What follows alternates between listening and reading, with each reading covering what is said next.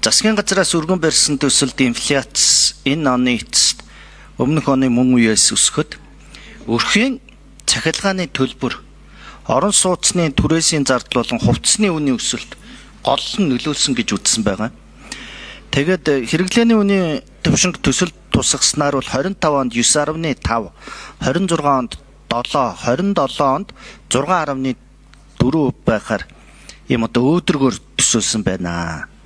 Төсвийн доктортой байдлын зөвлөлөөс инфляцийг 26 онд дунджаар 8.2%, 27 онд 7.2%, 28 онд 6.8% байхаар төсөөлөл гаргасан байгаа. Тэгээд энэ ерөөсөө өмнө нь би бас чуулган дээр хэлжсэн ерөөсөө уйлдахгүй хоорондоо. Монгол банкны ерөнхийлөгч Лавг Сүрэн бас мэдээлэл хийхдээ бол Монгол банкны төсөөллөөр бол инфляц бол энэ оны сүүлээр бол хоёр оронтой тоор орж магадгүй. Бизнес эрхлэгчид бол одоо бол хоёр оронтой тоонд орцсон гэдгийг хэлээд байгаа шүү дээ. Тэгээд инфляцид нөлөөллүүдээ ер нь яг хэрхэн тооцсон? Жишээ нь одоо нүүрсний үн буурахад гадаад валютын нөөцийн хэмжээнд нөлөөлөд улмаар инфляцид бол нөлөөлнө. Тэгэхээр энэ эрсдлийг яаж тооцсон? Валютын ханшны өөрчлөлтийг яаж тооцсон? За хоёрдугаарт хүнсний барааны бүлгийн үн 9.2%, хүнсний бус барааны бүлгийн үн 9.7%, үйлчилгээний бүлгийн үн бүр 16.4% өссөн байгаа шүү дээ. Цаашдаа ч энэ одоо өсөх гээд байна. 2025 оны 5 сарын 26-ны байдлаар бол гол нэрийн барааны үн мөн өмнөх оны үеэс бол 1.3 өссөн байна гэж. За тэгээд энэ 25 он гэлтгүй 26 он дээр одоо 1-р сараас эхлээд бид нар мэдж байгаа 25 онд бол цахилгаан нэмэхэд л инфляц бол маш их хөдөлсөн.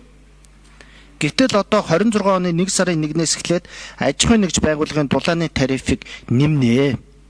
Халуун утус бохирын тарифыг нэмнэ.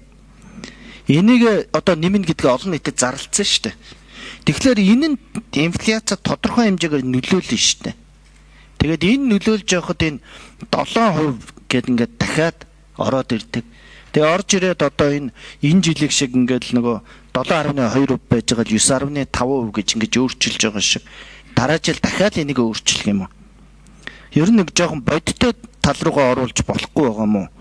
Энд чинь 26 онд бол одоо бүр хамгийн наацхан сая миний хэлдгээр энэ халуун өвдөө ус тэгэл дулааны үн нэмчихлээр чи бүхэл үйлчлэгээ нэмэгдэн шүү дээ. Бүхэл юмны үн дахиад өснө.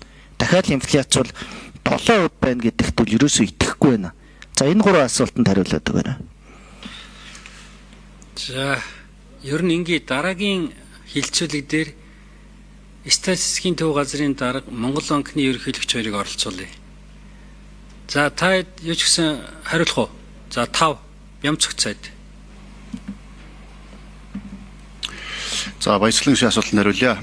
Инфляцийг нэг үндэсний статистикийн ороо 430 нэр төрлийн бараа бүтээгдэхүүнийг нэг сагсанд тэгээд жигэнсэн дунджаар нас гаргадаг ийм аргачлал гаргадаг. Үндэсний статистикийн хороо бол бас улсын их хурлын дэргэдэх байгууллага засгийн газраас хараа тусаар одоо үйл ажиллагаа явагддаг. Тийм болохоор инфляцийг одоо тооцож байгаа аргачлал, за инфляцийн одоо гарч байгаа тоотоо бол одоо ямар нэгэн байдлаар засгийн газраас нөлөөлж байгаа зүйл байхгүй гэдгийг нэгдүгээрт нь хэлье. Ер нь бол инфляц бас өсөд байгаа хэд хэдэн одоо томоохон суур шалтгаан байгаа. Мөнгөний нийлүүлэлт нэлээд нэмэгдэж байгаа. За хэрэглээний зээлийн өсөлт, за төсвийн төлөлт, за мөн одоо ханшийн одоо сулрал гээд олон одоо хүчин зүйлүүд байгаа. Энэ бүгд дээр үндсэндээ бас засгийн газар энэ тодтол хийж байгаа нэг шалтгаан болвол төсвийн нийлүүлэлтийг бас бууруулъя. Төсвийн төлөлтийг.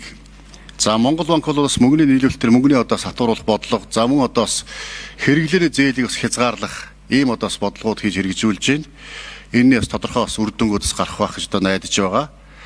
За цаашдаа одоо бас төсвийн тодтол хийж байгаа нэг шалтгаан бол үндсэндээ бол энэ төсвийн одоо бас төлөлтийг хязгаарлах энэ одоо зорилгоор өөрөөр хэлэх юм бол цааталт нь одоо инфляцийг бас өсөхгүй байх энэ зорилгоор хийж байгаа. Гисэн хэдий ч одоо 7.2% гэж одоо 25 он тооцсон энэ тоо маань үндсэндээ бас нэлээд өсөх нэ. Гэдгийг бас одоо олж харж байгаа учраас одоо бас 9.5 гэж 2.3%-аар одоо энэ 25 онд инфляц өсөх нэ гэж одоо бас төсөөллийг эдийн засгийн хөгжлийн яамнаас оруулж ирж байна. Тэгээд нэмэлт мэдээллүүдийг манай эдийн засгийн хөгжлийн яамны төрийн нэрмжийн дарга Батхуу дарга хариулъя. За дөрөв Батхуу нэмье.